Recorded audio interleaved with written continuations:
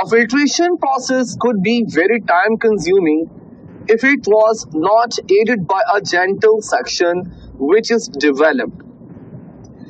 Filtration का process बहुत slow हो जाता है अगर आप सक्शन अप्लाई नहीं करते, और सक्शन अप्लाई तब नहीं होगा अगर आप लोग फिल्टर पेपर को फनल की दीवार के साथ टाइटली अटैच्ड नहीं करते. तो D is the option which is right option.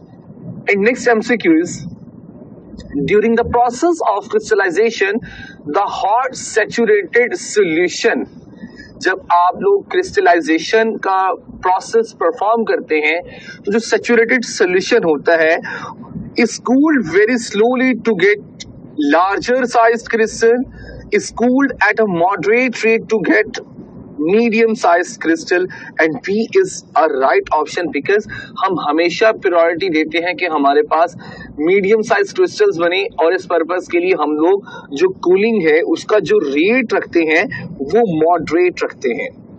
Solvent extraction is an equilibrium process and it is controlled by law of mass action, the amount of solvent used, distribution law, and distribution law is the right option.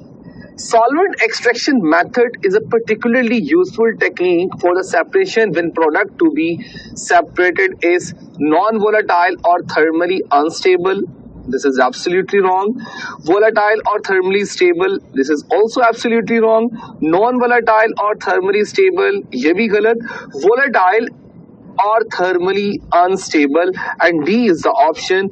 Which one is the right option? कि अगर आप लोगों के पास जो product है वो volatile हो और thermally unstable हो तो फिर आप लोग उसको separate करने के लिए solvent extraction को apply करते हैं.